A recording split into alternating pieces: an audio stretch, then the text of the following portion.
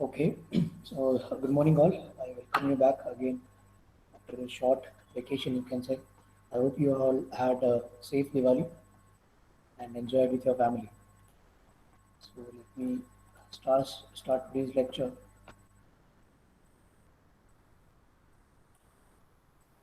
Yeah, is the screen visible? Anyone can acknowledge?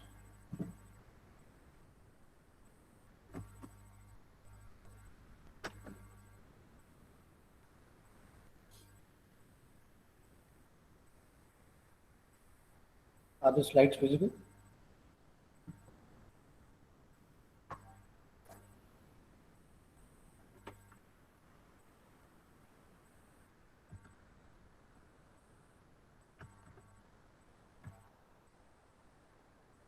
Okay, thanks, Nikhil. Okay, let's have a quick recap of what we did in the previous classes. We started off with the module 3, right? We had discussion on the biological motivation behind this artificial neural network, right? The module 3, which deals with artificial neural network, very important topic from the machine learning point of view. So we discussed the biological motivation for that, how artificial neural network came into existence, how it can be represented, the appropriate problems, and we were discussing about the perceptrons. Right, I think we already discussed the representation power of perceptrons, and today we'll be dealing with the perceptron training rule and also gradient descent and the delta rule.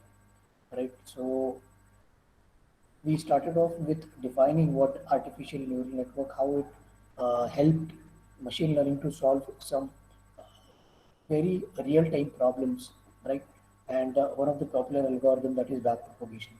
So these were few successful applications of the artificial neural network, that is interpreting visual scenes, speech recognition, and learning robot control strategies. Right? We discussed how backpropagation algorithm is a successful algorithm for few applications like these, and we discussed the motivation, the biological motivation behind the artificial neural network. Right? We saw the representation, how neural network can be represented. We took an example of a system called Alvin system, which was a autonomous vehicle, right? Which takes a input image from the mounted camera and uh, makes use of three layers, that is input layer, hidden layer, and output layer, right? And this was the system that we saw. And here is the representation of this neural network, right? So we have three layers. We have the input layer here, we have the hidden layer, and the output layer. The output being the steering command, the direction in which the steering has to be rotated, right? And this was the weight magnitude that we saw, also called as weight matrix, right? So white represents the negative, the white represents the positive, it's positive result or output, and the black denotes the negative output, right? And we saw the how the system was able to perform, was able to go at a speed of 90 miles per hour for a distance of 70 miles per hour for a distance of 90 miles, which was a big milestone achieved by the system, Kelvin system. And the algorithm there which was used was the backpropagation algorithm, right? And these were few appropriate neural network problems that the appropriate problems for the neural network, right? Right. The instances are represented by attribute value pair. It should have discrete value, real value, vectors. Training examples may contain error. It can be for long training times are acceptable for the neural network problem. The problems which have longer training times for execution are acceptable. Then fast evaluation of the learned target function may be required. And ability of the human to understand the learned target function is not so important, then in those cases, those problems can be suitable for neural network. We saw very important aspect of artificial neural network, that is the perceptron, right?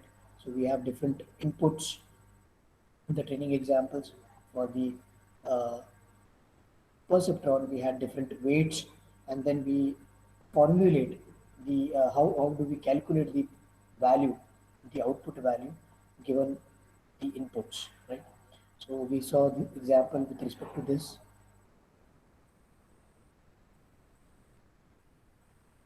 right? And we today in today's class we are going to see how this perceptron rule that we saw, this was the representation that we have already seen, the representational power of perceptron, right? How linearly separable uh, target the training examples can be helpful, and how plotting the non-linear separable training examples is difficult in the two input perceptrons, right? So we are going to see now having been learned about these perceptron, how perceptron behaves given the input and the output. Right? Let us go a little more into depth and understand what is the rule that it follows. Right? The training rule that the perceptron follows. So in today's class we are going to see two rules that help the perceptron to deal with the different types of training examples, positive, negative, and whether they can be linearly separable, non-separable, and those things. Right. So when we talk about the training rule here, which is nothing but the learnability, right? So the main question that arises is how to learn those weights for a single perceptron. So starting off with a single perceptron, let's say we have to understand, we want to understand that how to learn the weights of a single perceptron. Then we start off with understanding this complete perceptron rule, right? What is this rule, right? So first we have to understand what is the problem. Now, when we want to short down, like when we want to define this problem in a very precise way, the problem here is to determine a weight vector, right? Determine a weight vector which causes the perceptron to produce an output. Now, this output can be +1 or -1, right? It, but this is the produced output by the perceptron, which is a correct output, whether it can be +1 or -1, or what, for all the training examples that we give as the input, right? X1, X2, and so on till Xn. So this is the learning problem that we have. We have this learning problem to determine the weight vector that causes the perceptron to produce correct output.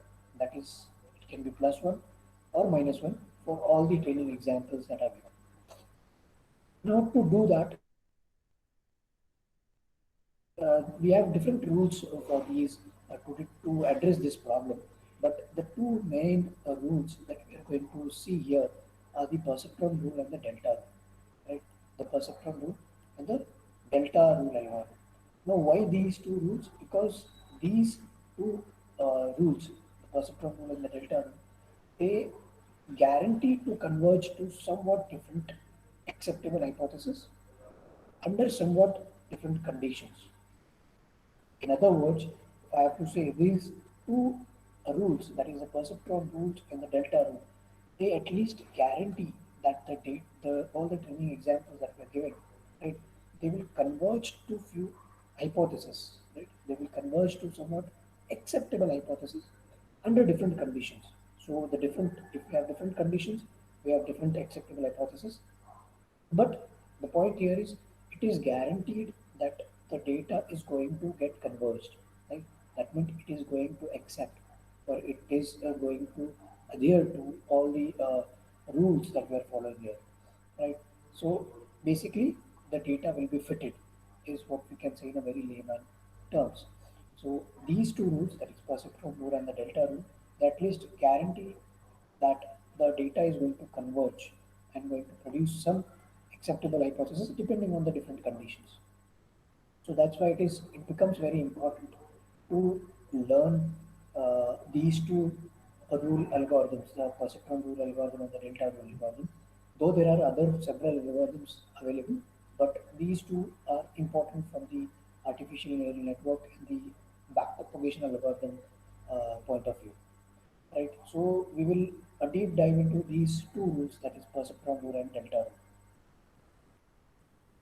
Now, why they are important for the artificial neural network? Because they provide the basis for learning these networks. What network? This artificial neural network, right? The neural network representation that we saw in the previous slides, right? The neural network for the Alvin system we saw. So we saw different units there, right? Input unit, we had some hidden units, and we had some output units there. So these two rules, they become very important for the artificial neural network because they provide the basis for the learning of those networks. given the input, the hidden, and the output units. Now, what are these rules? Right? What exactly are these rules? We'll understand this. So, starting off with the perceptron rule, the this is one way to define the you know the different rules that we have. The perceptron rule.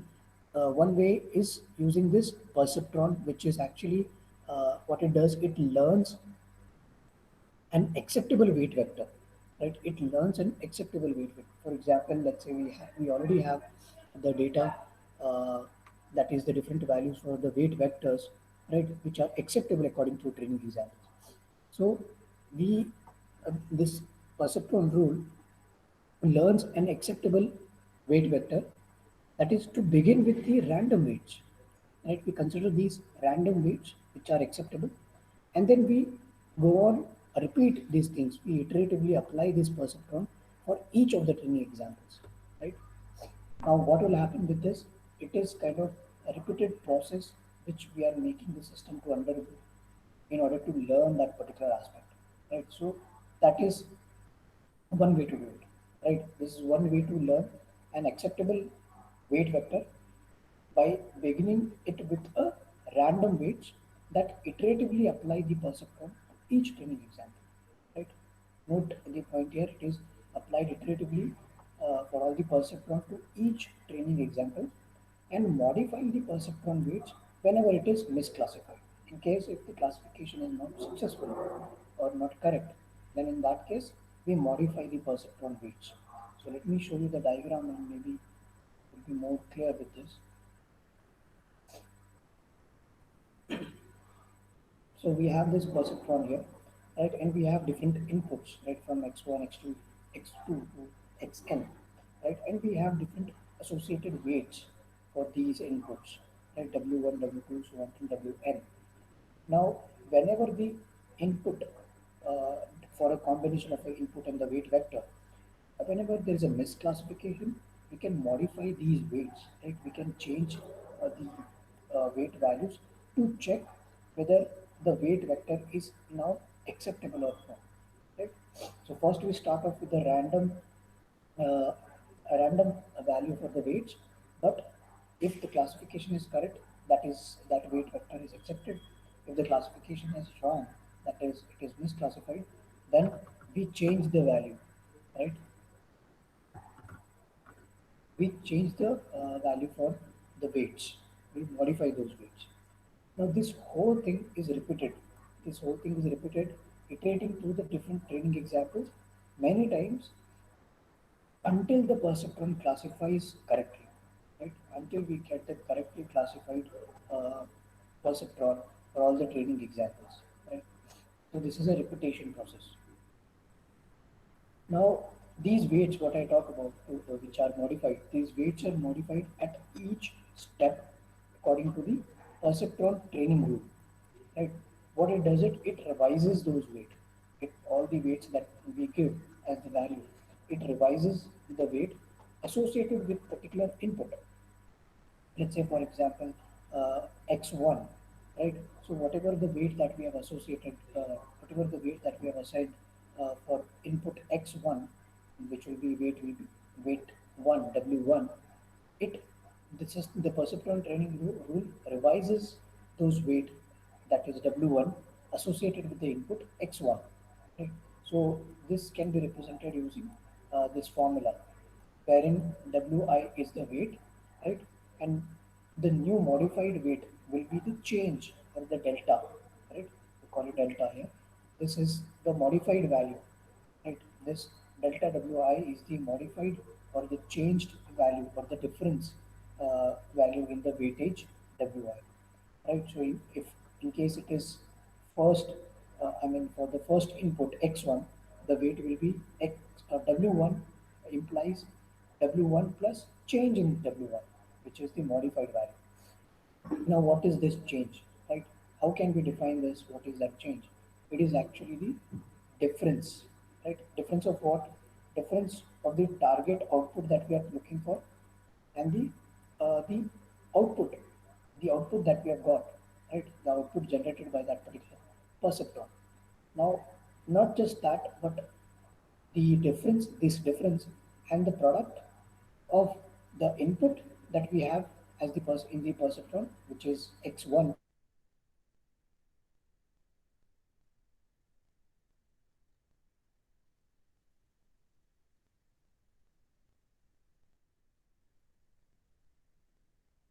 output and the actual output generated by the perceptron, and the input, the xi value, that is the input value, right? So T is the target output, O is the output generated by the perceptron, and eta is a positive constant. This is a learning rate, right? It is the rate at which the perceptron is learning. Now, this is usually a positive constant. For example, like I mentioned here, it can be zero point 0.1 or 0.001. It can be very minimum. So the minimum value, the better learning rate the perceptron will be, right? So more the value, there will be the learning rate will have gaps in between, and the learning will be not that accurate, right? So, but just to keep in mind, for time you can keep in mind that it's a learning rate, which is usually a positive constant, usually very small value, right? Very small range, very small difference, you can say, learning rate. It can be zero point 0.1 or 0.001 or zero 0.5, like that. Now, what is the why we have this learning rate? As I mentioned, it is for better learning of the model for that particular perceptron. So, its actual role is to moderate the degree, right? Moderate the degree to which weights are changed at each step, right? So whenever we have more the number of this learning rate, we have a gap in between those degrees, right? So we are jumping off the degrees if we have more value, if we have higher value for the learning rate. The less the value, the more accuracy we can say.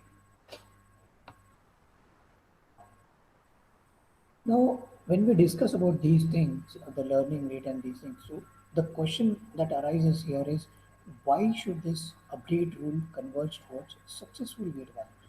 Right? Why we should converge this input towards the successful weight values? Why should we have those acceptable weight vectors or these appropriate weight values? To understand this, let us consider two scenarios. Let, let us understand these two scenarios. Suppose the training example, the training example is correctly classified. Okay, just assume that the training example, whatever the input that we have, xi, right, is correctly classified at the first go itself. I mean, the training example is correctly classified already by the perceptron. So there is no modification that we are doing. So in that case, the target output and the output generated by the perceptron, that is difference here, t minus o, will be 0 because we have achieved the target, right? It is correctly classified. So we have achieved the target. So there is no difference. The difference is 0 here. So when we have that difference as 0, the change or the modification also becomes 0. Let me show you the diagram here. Yeah, this formula. So when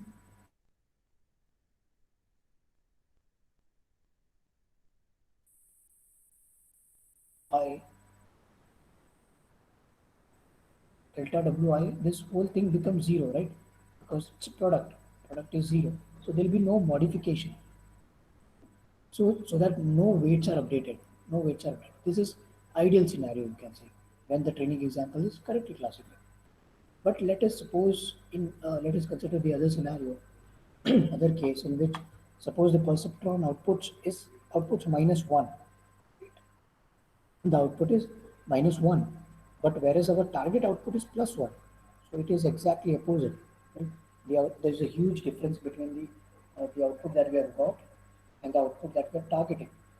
The target output is plus 1, but the output that we have got for the perceptron is minus 1. to So here in this case, to make this perceptron as plus 1, now how can we make this minus 1 as plus 1? In order to make this plus 1, the weights must be altered, right? The waste, whatever the weights that we give as the input, they have to be changed, they have to be modified. Since it is minus 1 and we want to make it plus 1, we have to increase the value, right? We have to increase the value of what? The vector product, right? Vector product of what? The input as well as the weight. Uh, if I have to show the diagram, yeah. So we have to make changes in this weight, right? Because we cannot change the training example, we can change the input. So if we want to make this training example fit to the target and to give the output expected according to the target output, we have to modify this weight, whatever that W1, W2, whatever these values are, we have to modify that weight and change those values.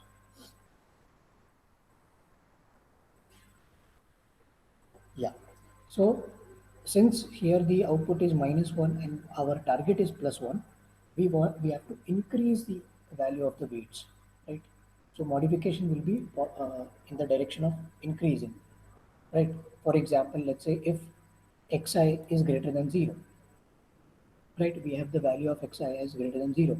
Then increasing the wi, that is the weight for that particular input, will bring the perceptron closer to correctly classifying the example, which is +1, right? Our, yeah, +1. So if xi is greater than 0, we have then increasing the value of wi will bring the perceptron closer to the correctly classifying example, that is +1, right? We have to increase it. Now, the important thing to notice here is uh, the training rule will increase the weight, right? It will increase the weight value, and in this case, the difference of the target and the output that we have got, the target output and the output that we have got to the perceptron, the eta, right? The difference between the outputs, the eta, and the input value, that is xi, right? That all of them are positive here, right? The, the training rule will increase the weight in this case because t minus o, that is the difference of the output, as well as the eta and the input xi are all positive. So let me show you this with an example. Let's say xi is greater than 0, right? Let's say we take xi as greater than 0. Let's take it as zero point 0.8. And eta is some constant value, very small value. Let us take it same, that is zero point 0.1. And target is +1, but the output that we have got is -1. Right? This is the case that we are discussing, right? Then what will be the modified weight value? Modified weight value will be given by this formula, that is the change or the delta in Wi equal to the product of the eta, the difference of the output, the target output and the output that we have got, and the input value. This is what we have as the formula, right? If you can recall from this slide, yeah. So this is our output. This is our formula, right? So when you substitute these values for xi, for eta, for target value, that is +1, and the actual output that we have got, that is -1, you get the change of the weight value, that is 0.16. Right?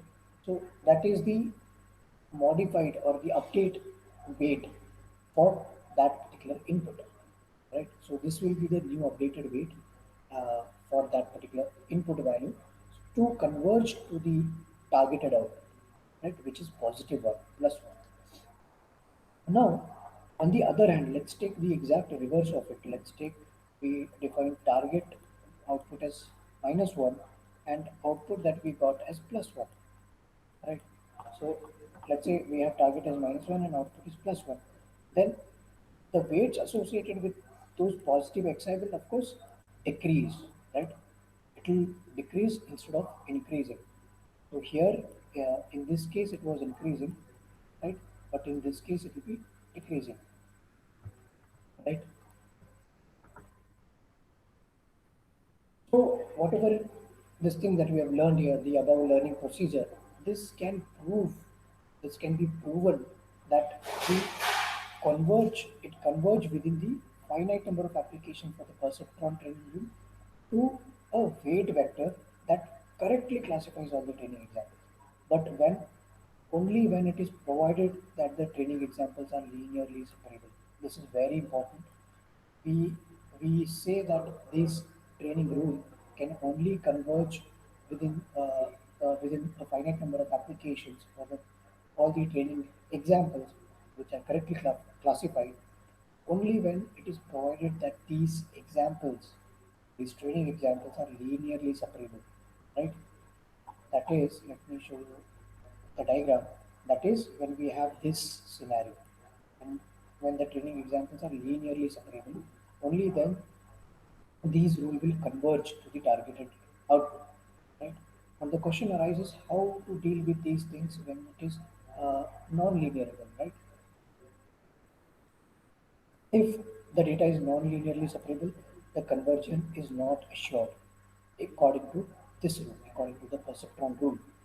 Please note here, this is very important, that if the data, that is what all the training examples that we have, are not linearly separable, right? If they are not linearly separable, then convergence is not assured. We cannot assure.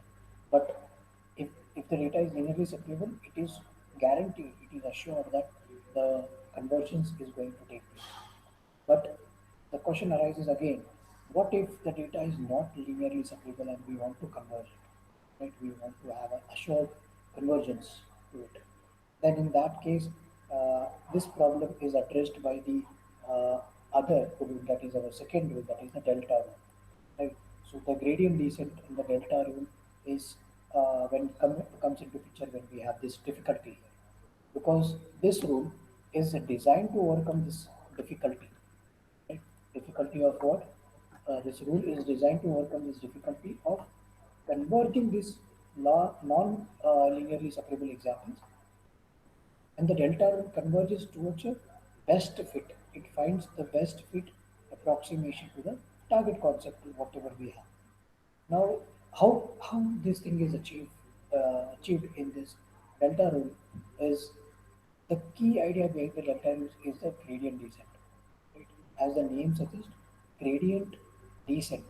That is, we slowly descend these values of the errors. Right? A gradient is, you can compare it, the gradient is nothing but a rough value, or a, you can say, a rough surface. Gradient, you have different gradients, right?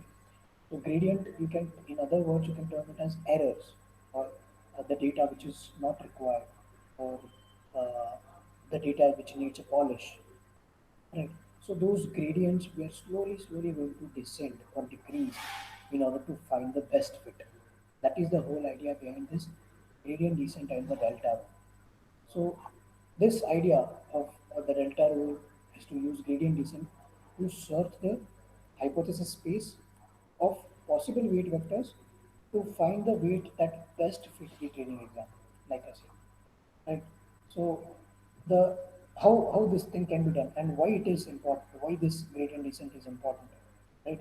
The gradient descent is important because it provides, first of all, the basis for the backpropagation the algorithm like backpropagation algorithm, which is very important algorithm, right? And which can learn the network with many interconnected units, right? So this delta rule the delta rule forms the basis for it, right? Let me repeat, the delta rule is important because the gradient descent provides the basis for the backpropagation algorithm, which is the most important algorithm for artificial neural network, and which can learn network with many interconnected units. Right? This is one reason. Another very important reason of descent is that it can serve as the basis for learning algorithms that must search through hypothesis spaces containing many different types of continuously parameterized hypotheses. Right? Please note this is again very important. The, this delta rule is important because gradient descent can serve as the learning algorithm for what? Learning algorithm that searches through the hypothesis space containing different types of continuously parameterized continuously parameterized hypothesis. So the type of hypothesis in which we have multiple parameters, continuously changing parameters, right? So in those cases, it forms the basis for those learning algorithms. Right, so this is why the gradient descent is important. Now let us get into more detail of how this gradient descent rule is uh, playing important role here. Because the training rule, that is the delta training rule here, is best understood by considering the task of training the unthresholded perceptron.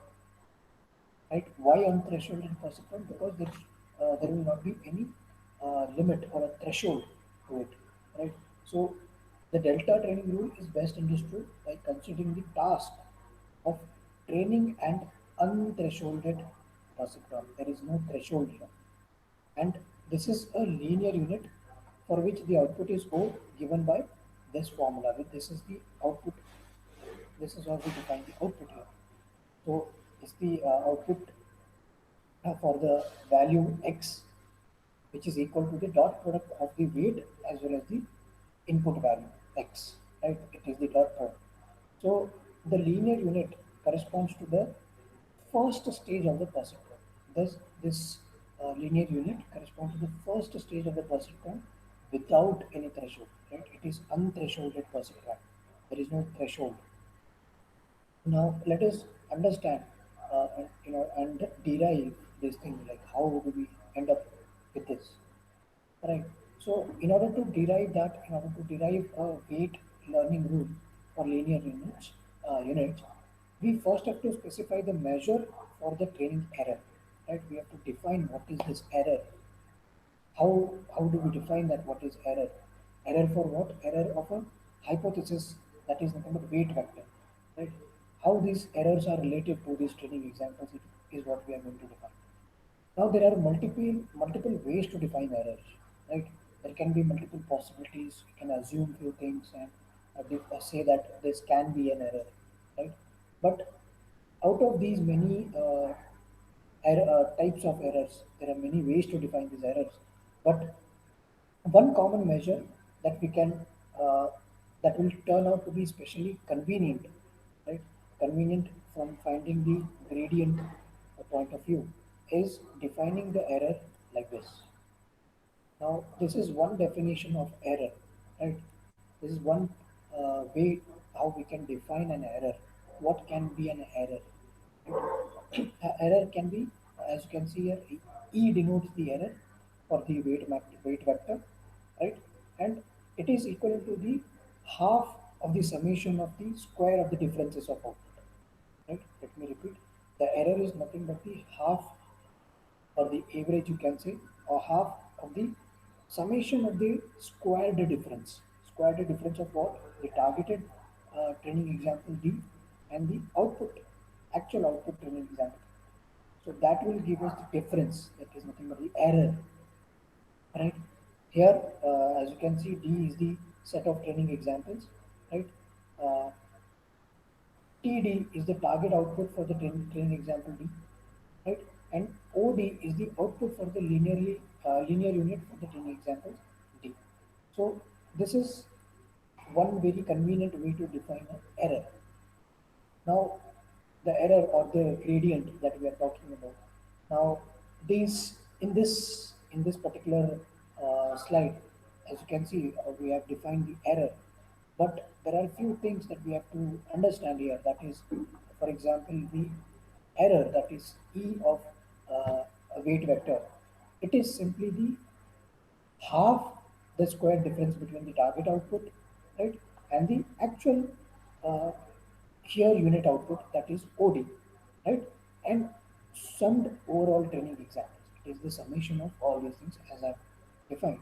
But here we characterize this E as the function of vector W, right? Now there is a reason behind it. We characterize this error E as a function of weight, right? We could have characterized this error as a function of input value also, right? We could have characterized it using the input value xi, right? Or the vector of xi, vector of x for that matter. Let's take only vector of x. So we could have done that also, right? But the reason why we characterize this error E as the function of weight is because the linear unit output O depends on the weight vector, right? The output depends on the weight vector. The input will remain the same. Of course, E also depends on a particular training examples, right? The error, the error can depend on a particular set of training examples. For example, if I have to show, if you can recall the perceptron diagram, let me show you.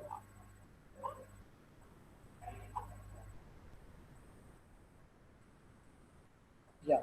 So in this case, in this perceptron diagram, the error, whatever, let's say, whatever error that we have, that error can be dependent on either the training example or the weight. But here we took that we characterize this training example, or you can say that we characterize the error as a function of uh, weight values, that is W1, W2, and Wn, and not input values or the training examples x1, x2, and xn. The, the reason is because though the input values uh, can be a part of the error, they can be contributing to the error, but we consider the weight because the linear unit output depends on the weight vector, and of course the error E also depends on the particular set of training examples, but most of the time we assume that these training examples are fixed, right? These training examples are fixed during the training.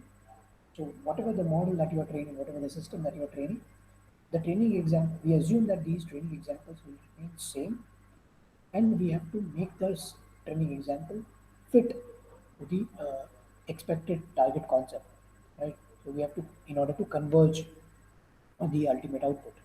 So in that case, the only value that remains with us is the weight vector, which we can modify and try to fit the training examples according to the target output.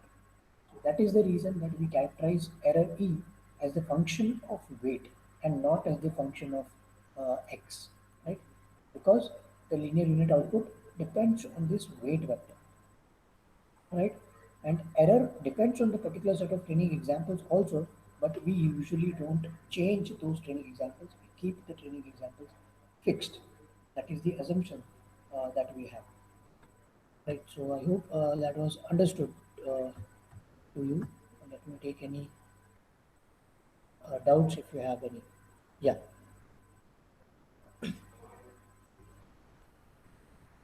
let me show you a recap of what we discussed in the in this today's class. Right, we discussed the perceptron rule, the perceptron training rule, why we have to have this perceptron training rule. So we have two approaches. That is, first one being the perceptron rule, second is the delta rule, the delta rule algorithm, and then we saw what is that perceptron rule, how it is important, how to what is the way to do it, what is the process, right? We saw the perceptron training rule, the associated weight and the input values according to that rule. We defined that modification of the weight rule. We learned about the learning rate, right? And the role it plays in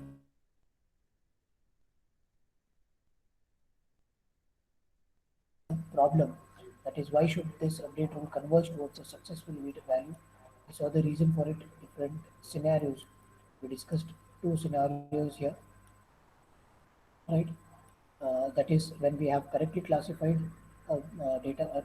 Training example is when the training example is correctly classified by the perceptron, and another being the wrongly classified, or when there is a change in the output than the targeted output.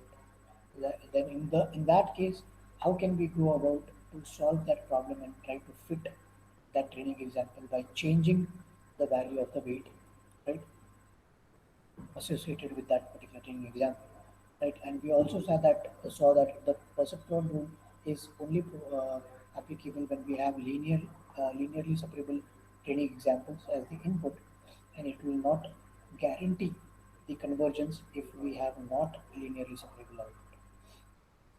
So in case of not linearly separable output, we need to have the another rule, the second rule, that is the gradient descent and the delta rule. So which helped us to overcome this difficulty of converging the non-linear separable examples. So important aspect here is the gradient descent, which searches the hypothesis space for of possible weight vectors to find the weight that fits the best, right, amongst the training examples.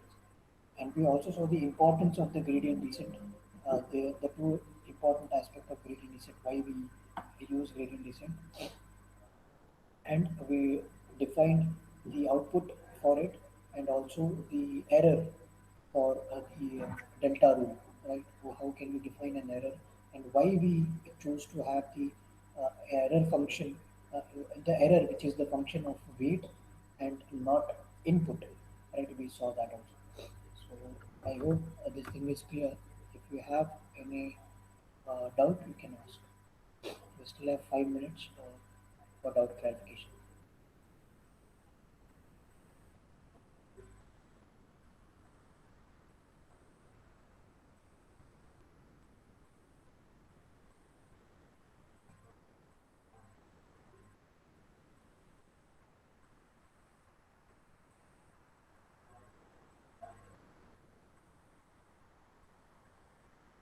Yeah, anybody having any doubt? I've tried to simplify the things as simple as possible to explain them into simple words for you to make understand. But if you have still doubt, no issues, we can revert back to those slides and discuss it again. But these are very important aspects from the overall machine learning point of view because it deals with the most important aspect of machine learning, that is artificial neural network, and it is the core concept of the artificial neural network, the perceptron. Yeah, anybody having any doubt?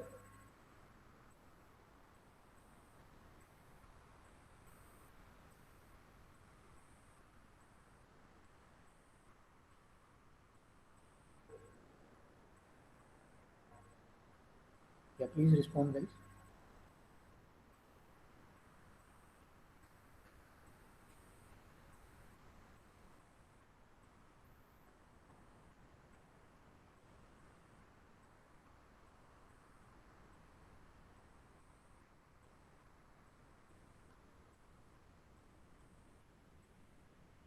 And says no doubt, no sir. Okay. Anybody else? If you have any doubt, please feel free to ask. Let that doubt be silly one.